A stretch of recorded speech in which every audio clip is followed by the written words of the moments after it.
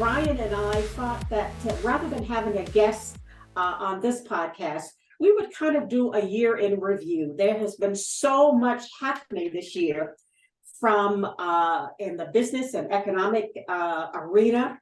The political landscape is changing a bit. Impact on the social fabric, whether it's racism or anti-Semitism.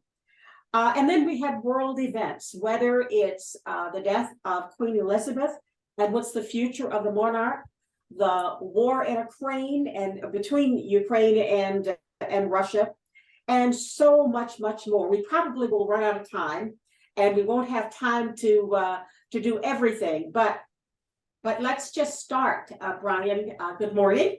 Good morning. It's been a while. I'm glad we're back together. I know. So, this week we saw a little downturn in the rise of the numbers for inflation. So that's a good sign that things are ticking down just a little bit. And the Treasury Secretary, Janet Yellen, also was a little bit more cautiously optimistic, I would say, on whether there will be a recession next year. She's really saying she does not think so. So we've got that, the economic picture is starting to look a little bit better for business. And as you know, business loves stability. Even if it's bad, we want to know what's going on and what's going to happen. So those are all pointing to good signs, but there are a lot of issues going on. And the first one that I'd like for us to banter about is what's happened in the last month or so on Twitter and Elon Musk.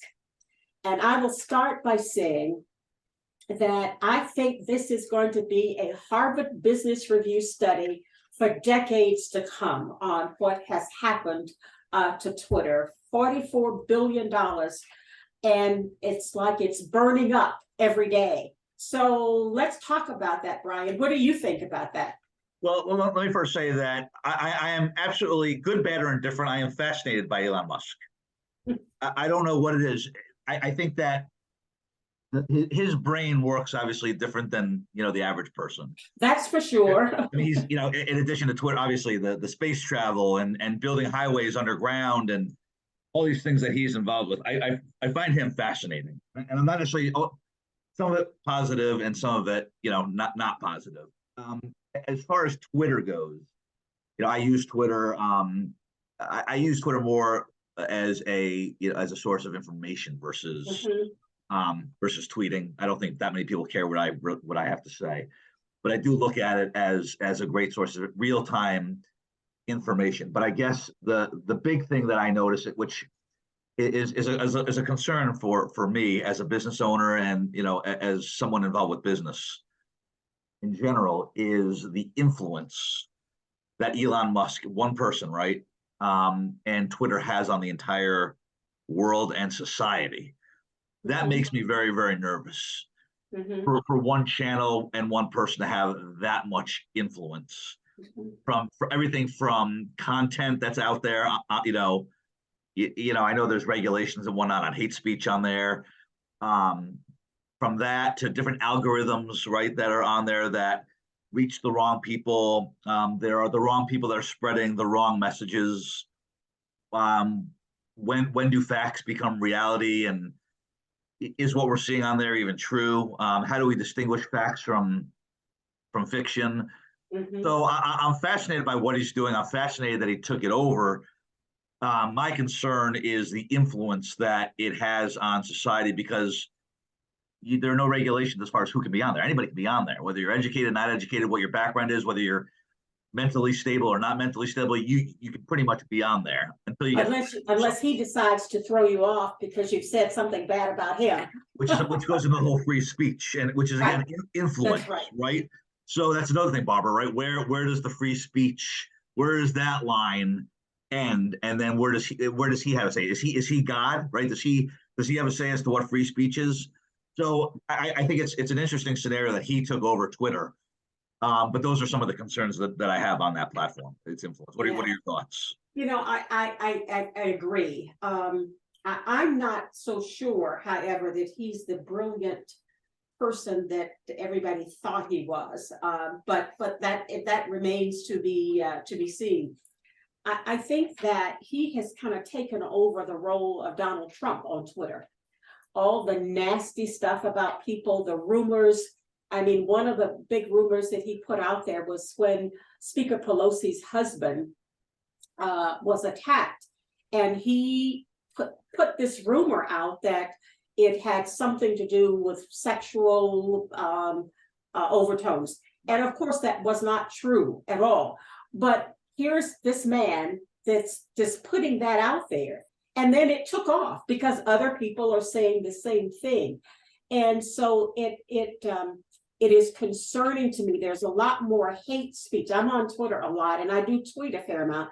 And there's so much hate speech that's on there now. So it is very disturbing. In fact, I have registered to be on another site, Post, that's being developed, because I'm not sure that Twitter is going to last. It's like it's blowing up, and it's affecting his other businesses, because his stock for Tesla has dropped from $450 a share to, I think yesterday it was $160 a share.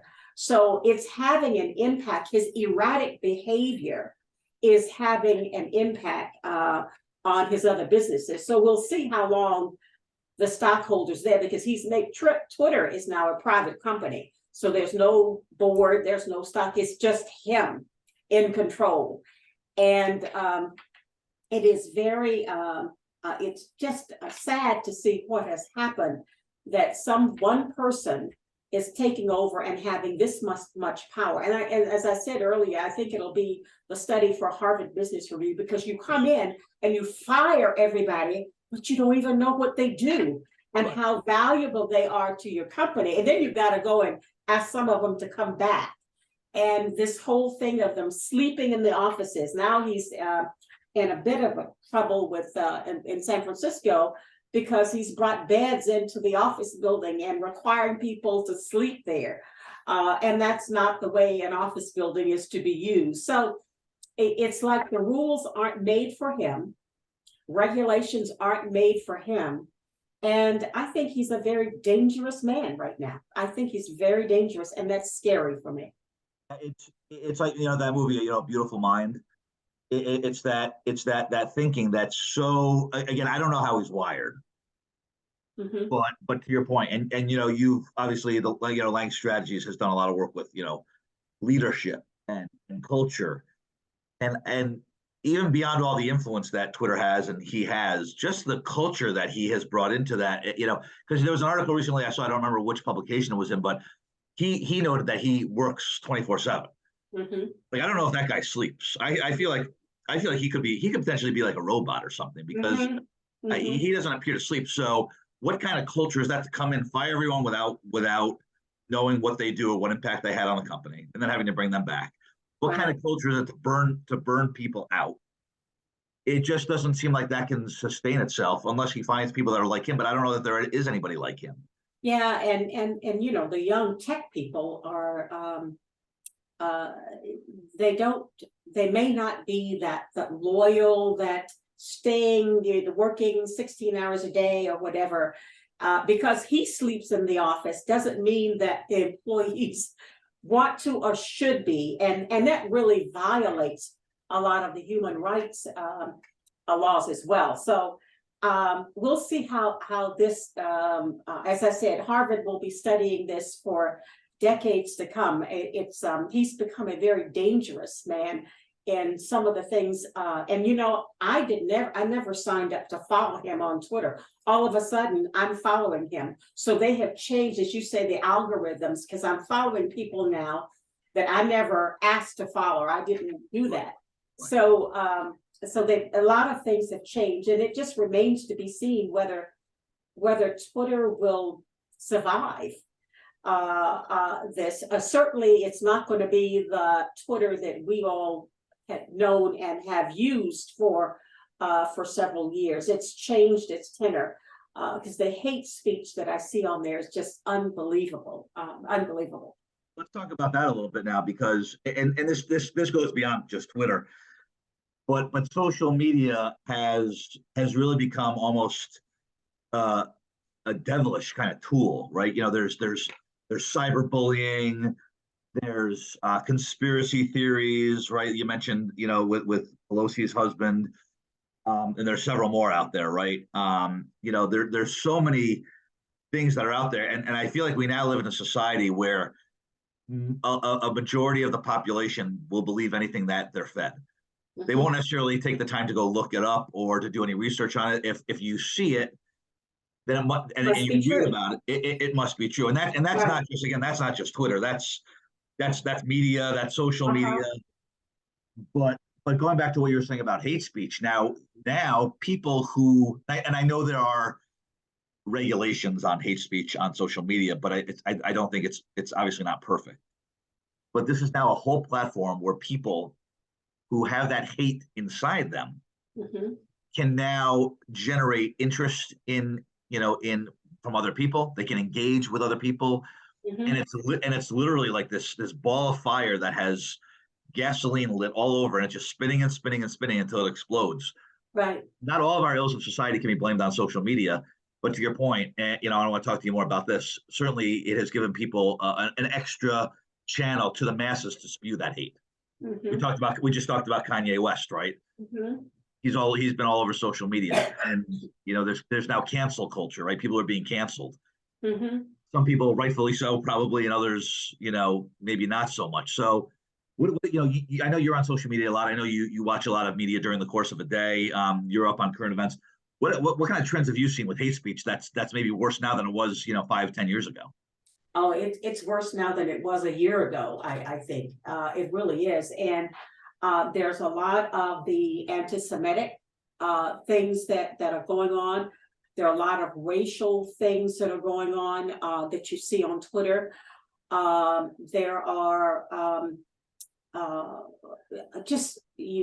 in fact, one of the most recent things over the last week or so is Harry and Meghan's Netflix series documentary, and I watched all 3 sessions, and they were quite good. But the hate that is coming out, and for the most part, most of it is coming from the UK. Right. The Daily Mail and the Daily whatever those newspaper, the rags that exist in the UK. But they have just been horrible. The horrible things, maybe you disagree that they should not come out and reveal whatever happened in the palace. That's one thing. But to carry on and talk, I mean, it's just, and the hate against Meghan. And I would have to say the bulk of that is racially motivated. Right. It's just unbelievable. And so I can't wait I think this week, the next segment drops. So and I think they're all been gearing up to go after them on that one as well. So it just is all over, and I don't know whether it's the political environment, because our politics do, and a lot of our elected officials here in the U.S. use Twitter a lot and post stuff that should not be posted. Marjorie Taylor Greene from Georgia, Representative Greene from Georgia, did a speech this week at the Young Republicans Gala. I think it was in New York.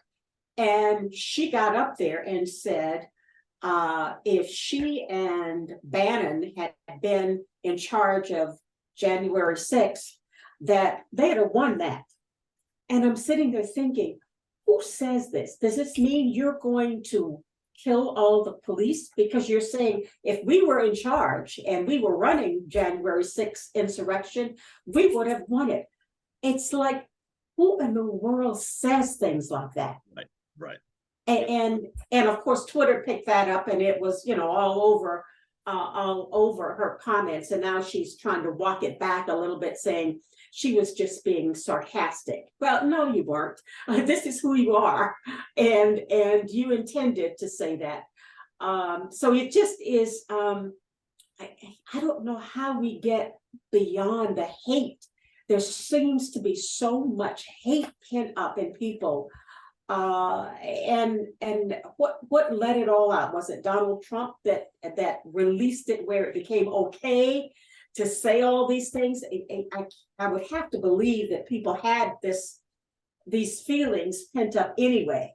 But this something released them to be able to say any and everything about people, and they gin each other up is what happens.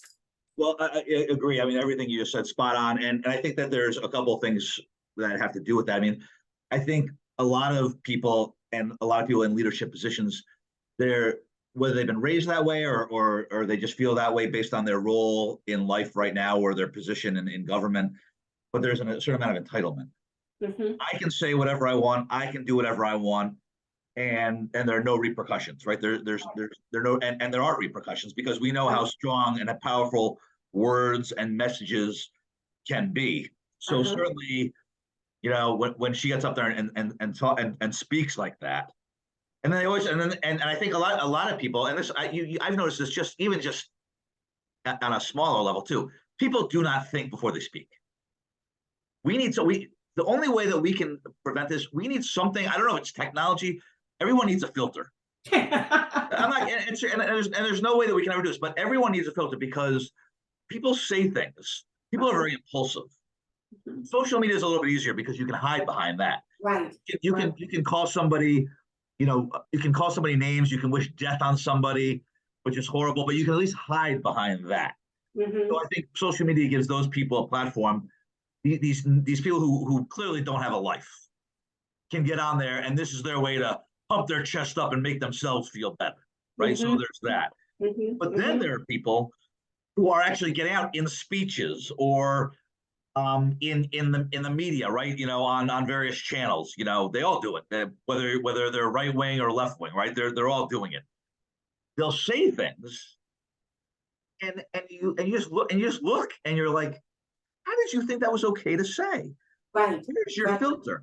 Right. Clearly, they're not thinking, and what makes it worse if they are thinking before they speak. That's even worse. Well, that's the thing that I think many of them are thinking, and their intention is to get a rise out of people, and to gin people up, and get them thinking the way they think. And it's sometimes it works, but in a negative way. But the thing that I don't understand, okay, and this is common sense and logic to me. I want to know what you think about this. Okay, you brought up, you know, racism and anti-Semitism, right? I don't care what situation it is never a good idea to associate anything with Nazis or the Holocaust. I don't care what it is. Nothing good can come about that reference, right? Absolutely. Unless you're teaching a course or something like that. That's the only time. Comparing anything to the Holocaust, whether you feel justified or not, it will not go well. Right? Or saying the Holocaust didn't happen, because that's some of the things too. Yeah. And we've seen the ramifications of that over the years. When people do that, nothing good ever comes, and people are still doing it. So they're either ignorant, which is clearly they are, they're stupid, which they probably are, or they have no common sense because they've seen what's happened and they just don't care or they don't understand. Right. It's the same thing. Like you see these people, you know, blackface. You still see people on Halloween, right? Well-known, high-profile people doing that, and cannot know the history of that, cannot see what happens to people when they've done that in the past, right? It cannot go well. And now that we have social media, right, there are things that maybe before social media you might have been able to get away with, right? Because maybe not as many people saw it, but now there's always somebody with a phone. That's right. And you can't get away from it. Pictures are everywhere. Videos are everywhere. So that's the thing that I don't understand. Even if you are a racist, right? And even if you don't necessarily care that you're racist, you want everybody to know. Nothing good can come about. And we've seen the history of what happens. We saw what happened with Kanye, right? That's the most recent one. Well, I mean, there's a lot of more recent ones. The anti-Semitism, you know, being Nike, and I guess he's in a very bad financial situation right now because of. Well, he's no longer the billionaire for sure. Well, exactly. Well, really, even if you're stupid, you couldn't see that coming. Right. And Yeah. and the other thing that drives me crazy, Barbara, and I know you'll appreciate it because I know you and I have talked about this, and we've talked about you said before, which I find shocking and sad that even when you were growing up and going through racial situations in the South, that what you're seeing today is actually worse, right? And that's probably partly because of social media. But are people just not learning their lessons? Do they not care? And it's bizarre to me, even from a business standpoint. Kanye West, he's had an image, he's had a successful musical career, and now he says something stupid, and he didn't know that he didn't know there'd be ramifications to that. And he doubled down on it. I mean, he did double down on it. And that's the thing is, he didn't come back and say, "Oh, I'm sorry, I made a mistake. That was wrong of me to say." He has doubled down on it. So it's in his case, I think, as we talked earlier, I think he's got a fair amount of mental issues that need to be addressed. And I would hope that somebody that cares about him would help him. He has been unstable since his mother died, probably 10-12 years ago when she died. And I think she might have been his rock. And then when she passed away, he just went berserk. So you talk about smart people. Was it a couple of years ago that Megyn Kelly, a well-known, smart journalist, she used to do the Kelly Report on Fox 5, and then she went to NBC, and she shows up on one of the morning show NBC shows in blackface. And so, how do you do that? Why do you think that's okay? And so she lost her NBC job, and rightfully so, because of that. She's trying to do a comeback now, and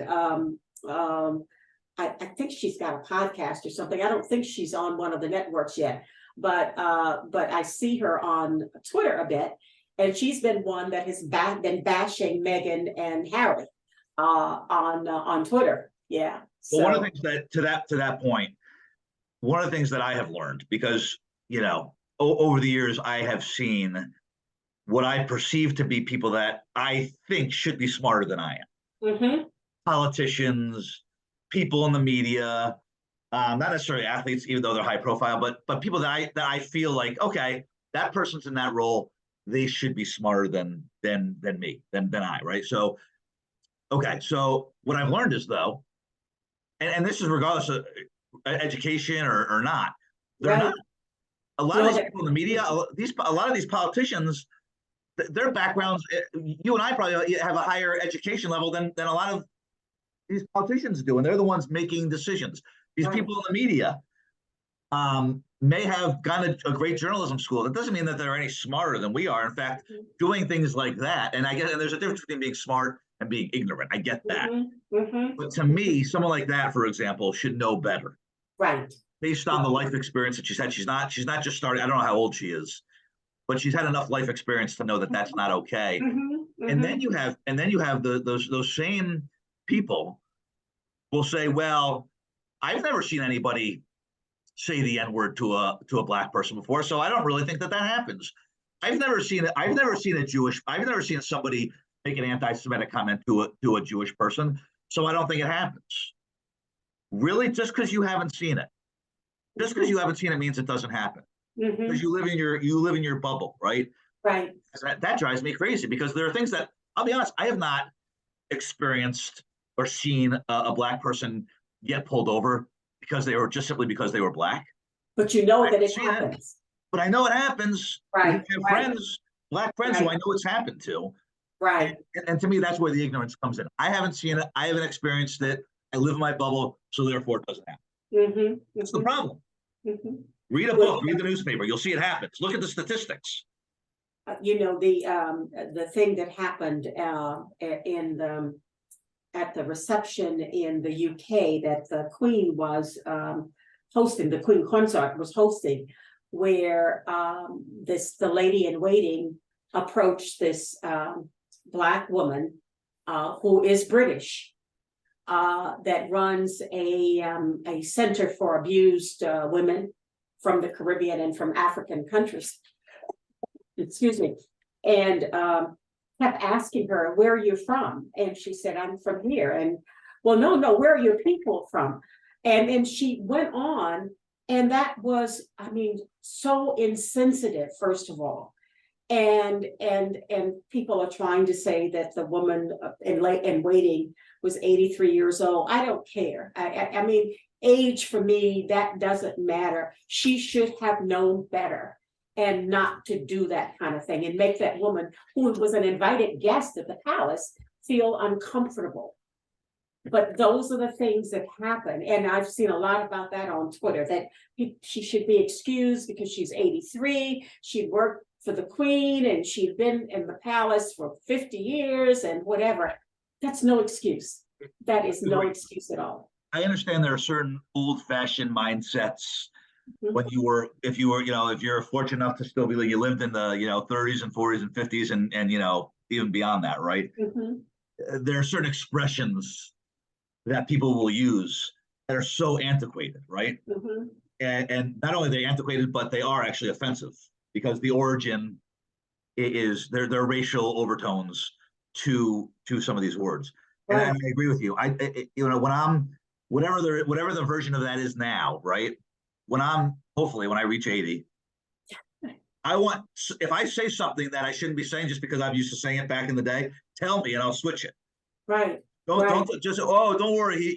He's 80. Let him use that racist. No. Right. I mean, they're offensive words, and you should, and actually the fact that you're 80 or more or older, you should actually know better, right? Because you've been around long enough. Absolutely. And if you're the person that's the first lady to the Queen, and by her side and at all of these receptions, you should know how to deal with the public. Exactly. Everybody that comes from the public, So there's no excuse. No, none at all. There's no excuse for ignorance, as far as I'm concerned. There's not. I don't care. Again, we now live in a world where I know that there are obviously deficiencies in people's access to technology. I know that there are certain discrepancies with that. I get that. But generally, you have access to a library or a newspaper or, I know not everyone has internet access. That's a whole separate topic and whatnot. But I feel like there should be at least enough I'm not saying you have to be the most educated person in the world. I'm not saying that you have to know the data of all the numbers and everything like that. I'm not saying that. But what I am saying is that ignorance is not an excuse anymore. You can't plead ignorance. I'll plead ignorance on that. No, you should know better. Okay, and that starts with being a parent.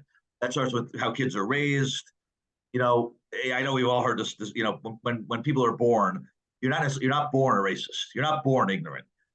You gather that ignorance as you're raised. Right. And I really am a big believer in that. And I think that's again a whole separate topic of how kids are raised and whatnot.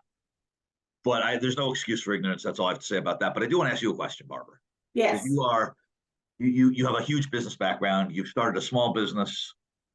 And before I get into this, I want to make sure that anybody that's watching this or listening to this, I love the United States. I think America is the greatest country in the world. I think it's great here. But you mentioned at the start of this, inflation and the economy with the way it is right now.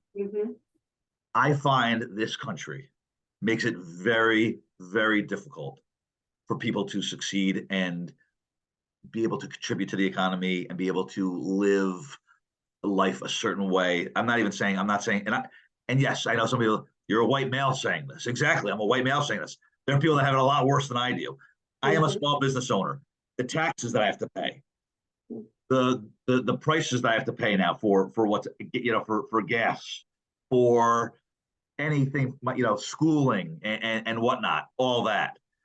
Right? It makes it very, very hard to ever not forget getting even, but even to get ahead a little bit. College education. Sure. And I know, and again, America is a great country, and I know, again, I don't have it half. half as bad as others. I know there are a lot of people having a lot worse than I do.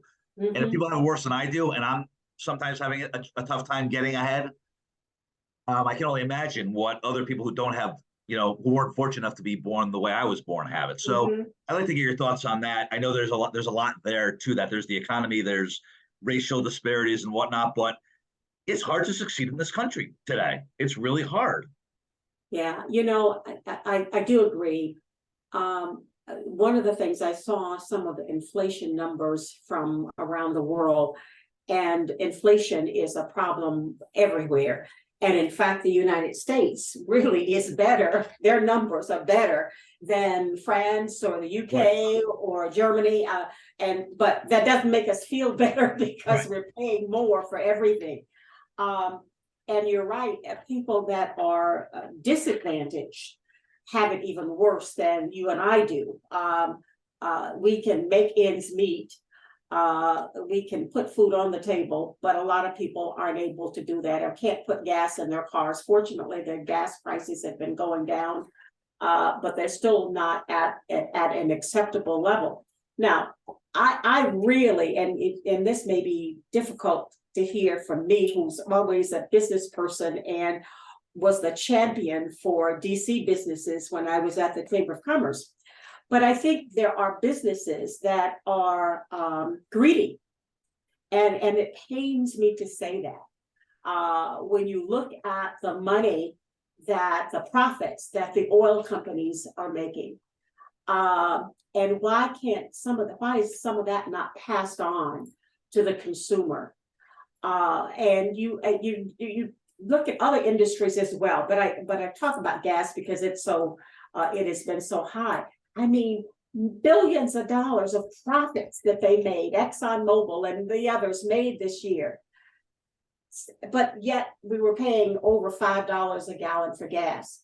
So something's not right on the business side too. And it pains me to say that since I represented the business community, but I think there has been a fair amount of greed from business leaders that have not done that. Recently, we just had the averted the rail strike that the president stopped. And one of the big issues is paid time off, sick leave. And yet the rail companies are making a lot of money, but refuse to give their workers sick leave. And that was a big issue. And they did not get that in this settlement that the president signed. They still got to work on that. But if you're making all of this money, you've got to be able to give some back. So I really think that the business community owns some of this for the high prices of food and gas and other essentials that you need to survive in this economy. Agreed. I mean, because where's that money going? I mean, whose pocket is it going into, and why should somebody, in various professions, right? There are so many professions where filling up your gas tank to get to work, and then you go work, and it's just either evening out. You're not necessarily making money because you're putting all that money towards gas, or you're actually coming up behind. I know that there are teachers out there who have second jobs. Right. So, certainly that has to impact our educational system as well. If our teachers can't strictly focus on educating our children, right?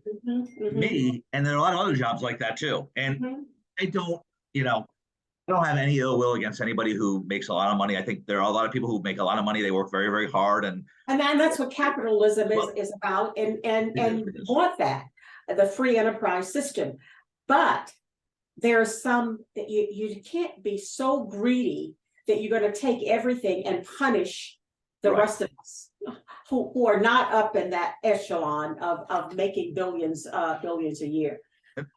And then don't complain that nobody's buying things, because nobody can afford to buy things when you're paying all this money towards gas, or all this money towards college education. There are a lot of people that can't afford to go to college. I think that's a travesty. Well, listen, my oldest granddaughter is looking at changing her schools, and so she's been out interviewing with a couple of other schools. She's in a private school now, but it only goes to 8th grade, so they're going to have to make a change in a couple of years anyway. Right. And let me tell you, the tuition in private schools for a 5th grader, like $52,000 a year. Insane. I mean, that's just insane. It is. I remember when I went to college, my college tuition, we were on a semester basis. My college tuition was $700 a semester. Now that was a long time ago, Right. but just think about what it costs to go to school now. It costs that. I will say, I'll give a slight shout out here in Connecticut that there's a program now that our governor Ned Lamont has implemented where tuition, I believe it's all community college tuition. Okay. There might be some criteria they have to fit into, although I don't think so. I think it's for everyone. It's free to go to community colleges, which I think is great because again, and they're, you know, when I say college and higher education, it doesn't necessarily have to be traditional. I say college, it could be trade school, right, school, community college, it could be 4-year. You know, state schools, I think I'm a state school product from New York. I got a great education for, you know, I didn't put my parents underwater. So, you know, there are options that are out there, but I'm saying more from a universal standpoint.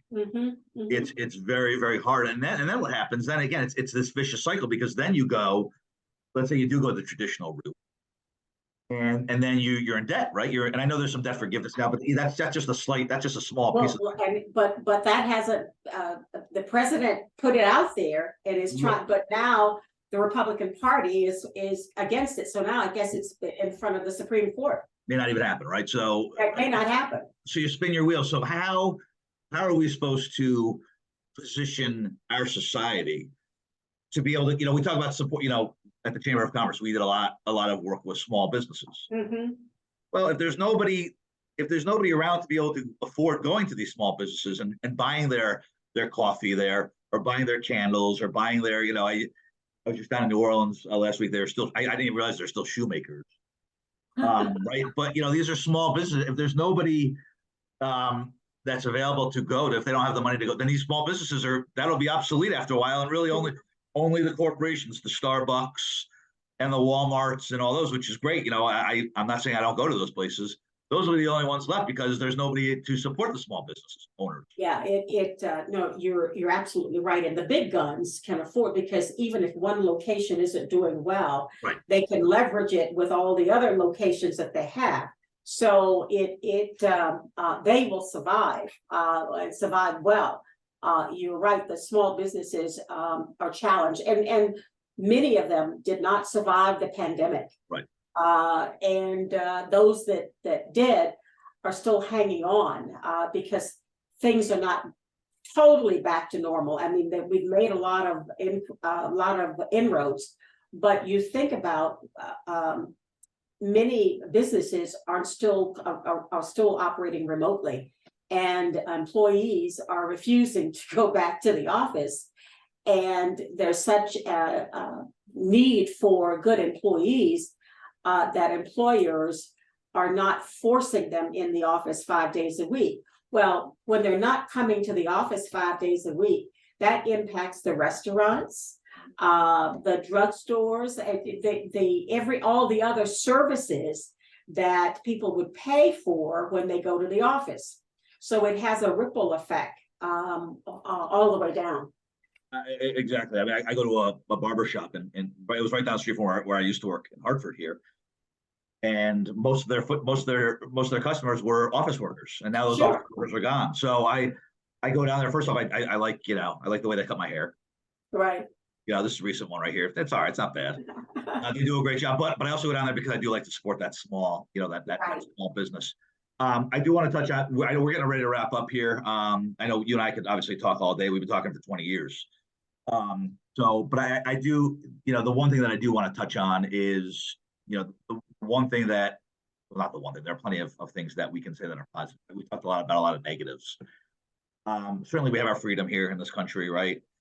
I can walk out my front door and, I'm very fortunate. There are not bombs going off. The situation with Russia and Ukraine is beyond tragic for so many reasons. First and foremost, people's lives being endangered. There are obviously other ramifications. And I know right now, there are a lot of very bad people in the world, and there are dictators throughout the world who just do not care about human rights. We see that all the time. So we obviously have, although there are arguments, there are things going on in this country that are bigger conversations as well. I get that. I'm not naive to that, but thoughts on what maybe what we can do or what's going on in Ukraine. It's just tragic. I hate seeing innocent people losing their lives. This was not their choice. Right, this was not their choice. They were born there, they live there, and because of people's egos and people's different viewpoints, these people are now in the line of fire, literally. In their homes. I mean, in their homes with their children. Some of these stories that you hear. I mean, can you imagine being in your house and having to make sure that your kids are safe and in their house? Not forget being outside. What are your thoughts on what's going on over there, and future of that, and some of the thoughts maybe that we can take with us here in this country to make sure that doesn't happen? It is very sad, and I think, I applaud the Ukrainian people, because everybody thought this would be over in a couple of weeks, that Russia would have, and these people have such fight in them. Excuse me, that it's just great to see, and they're not giving up at all. And I'm delighted that the most of the other countries have come to provide help, ammunition, tanks, whatever they need, food, whatever they need, to help them with this war. Winter is upon us, upon them, more than here yet, and Russia is bombing a lot of the infrastructure there. So heat and light is something that has been taken out, and you can just imagine how cold it is there, and you don't have any heat, you don't have electricity, because everything's been taken out. So I'm just saddened because I just think these people have so much heart and so much fight, and it's just so sad to see that this is happening to human beings. And I don't know how this ends. I think people, when I listen to the people in the military that talk about this, they think Ukraine will have the upper hand, but at what cost? At the end of the day, at what cost? Because so many lives have been lost on both sides, on the Russian side and on the Ukraine side. And I just don't know when it will all end, but it looks like they're being prepared to go through the winter, and that will extend certainly into 2023. You just hope and pray that something will give. Well, exactly, and the thing that I feel like, and again, this is a much larger conversation. You and I have talked about the media. And you see these stories on TV, and it's almost like it's not real. I'm not saying that's the media's fault, but I feel like we really do become desensitized. No, we do. I get a little tear in my eye whenever I see about these school shootings, but not my tears aren't as much as I'm almost used to it now. I hate to say that. I'm not taking that for granted. It's tragic. I'm sad. I try to reflect it even with my kids every time it happens, but these are people's lives. I mean, they might be thousands upon thousands of miles away. Right. In this country, right? We talk about like these people getting on social media and the death threats. These are people's lives. This is somebody's mother and sister and father and cousin. And this is not to be taken lightly. This is not to be taken for granted. Where is the empathy and putting yourself in somebody else's shoes? Right. And feeling for them, sympathizing for them, and supporting them where you can. And you see that in the way people are reacting now. Some Americans are reacting to us, don't want us to support Ukraine at all. Right. And that can't happen, because what's happening over there could happen here. And so it is in our best interest to help the Ukrainians all we can. So it's just difficult situation, and I'm not sure how this all ends. None of us know, I guess. And it probably won't. I mean, and when that ends, something else will begin. And to your point, I understand when people say this, I understand what they're saying. Why are we worried about other countries when we should be worried about all the issues that we have in our country? And I do get that. Mm-hmm. But we are the United States. Let's just, I mean, regardless, whatever you want to say, we are a very powerful country. We have a large voice and we have a large muscle, right? We just do. That's a reality. So I understand that people are always going to have their opinions about what we should be involved with and what we should Right. be. And I'm not saying we should be involved with everything. Right. But here's the thing, right? Be very, very careful when you say we shouldn't be involved with something that's not right here, because to your point, Barbara, we don't know when or where it could happen in literally your backyard. That's So exactly right. It's a slippery slope when people say that. Well, that's not happening here. Well, it's But not it happening could. here until it is. It could. I mean, who would have thought 2 years ago, almost 2 years ago, that we would not have had an insurrection? Who would have ever projected that you'd have these thousands of people storming the Capitol, Right, trying to kill our legislators? You would never have thought that this would have happened in the United States of America, but right. it did. That happens in other countries. That doesn't happen here. That's right. That's right. That's right. Who would have thought 9/11 would have happened on our soil? That was a foreign issue. Right. So again, it's just be very, very careful. Again, everybody has their viewpoints. I understand. You go back to people protesting Vietnam, right? This has been going on. And people have a right to protest, and people have a right to have their viewpoints on it. That's why we have that freedom. We're lucky to have that freedom. Right. But be careful. But be very careful when you have that rhetoric, right? Right. Whether you're the average person or whether you're in politics, be very careful, because it doesn't happen here until it does, and then it becomes a problem. And then you say, "Oops, yeah, should have done something." In hindsight. Exactly. Anything else you want to cover, Barbara, before we kind of? Well, I think the one last thing that I'd like to cover is we had an election in November, and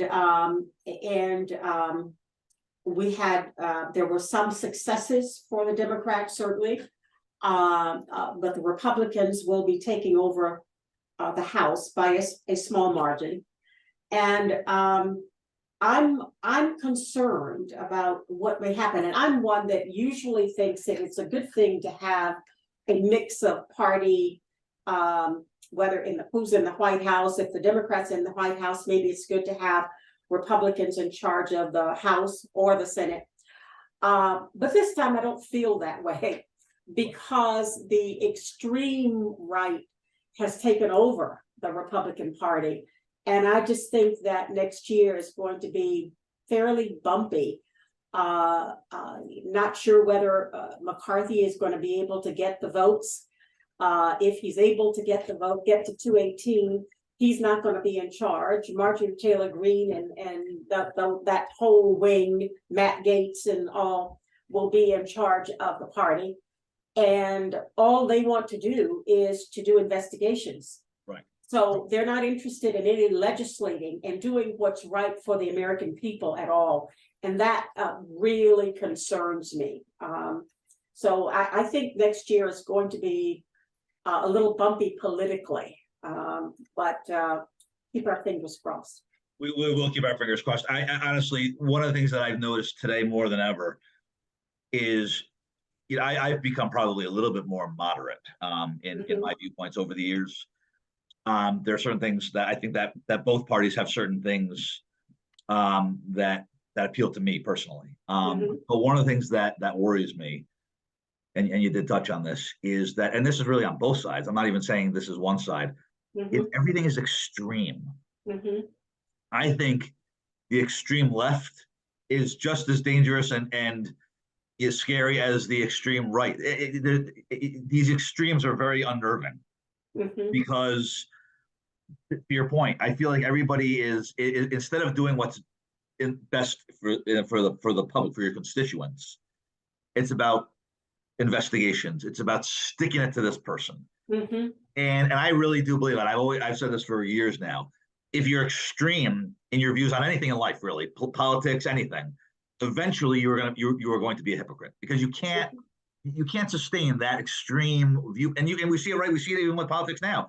you'll see somebody say something in one election, and the next way, and then the next one they'll say something the opposite. Be like, wait, he or she just say that and something different in the last, because people's views change over the years, right? They evolve or devolve or however you want to look at it. But if you're so extreme about one thing, eventually you're going to talk out of both sides of your mouth, I think. I don't think there's any way to stay extreme for so long. You can't sustain that, whether it's animal rights or whether it's your business viewpoints, on taxes and whatnot. I think that at some point you're going to skew a little bit more towards the middle, and eventually you're going to contradict yourself. Well, the country really is in the middle. Right. It's not the extreme left or the extreme right, but somehow our politicians don't get that. And when I looked at the Senate races, candidate quality was a big problem for the Republicans.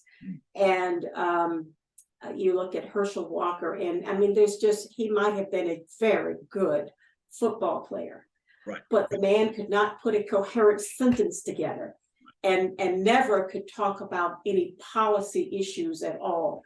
And if I lived in Georgia, I would have been just embarrassed for him to represent me. And I used to live in Georgia. I lived in Atlanta. So it's just, and Dr. Oz in Pennsylvania. Again, that just the candidate quality, because a couple of those races, if the Republicans had better candidates, I think they might have won. But the extreme, and the House is very different than the Senate in terms of how they are structured. The Senate, you're from a state, where in the House, and they've done a lot of redistricting and gerrymandering that made it a little bit easier for them to gain the majority in the House. But it just is. I'm worried about next year because I think that whoever they choose as Speaker, and I would have to say, I guess McCarthy might have the edge, but he's not liked by a lot of the Republicans either. So is there a more moderate Republican that can rise to be Speaker? I don't know the answer to that. And will some Democrats come over and vote for him when they do the voting for the Speaker in January to get a more moderate Speaker? So it remains to be seen. Kevin doesn't have it in the bag for sure.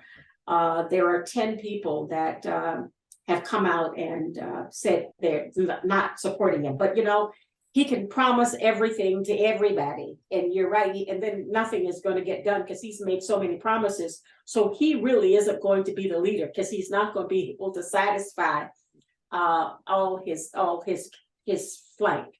So I think we're in for some troubling times next year out of Congress, but we'll see. We'll hope for the best and do our best to try to make it right. Well, and I think, kind of wrap things up, and I'm going to give it back to you, Barbara, here to wrap it up. But I really do think that this is a missed opportunities for both parties. I think a lot of people, whatever side you're on, are disenfranchised with the leadership for their political. I know several people on both sides who have said, I'm going independent. I'm a registered Democrat. I'm going independent. I'm a registered Republican. I'm going independent.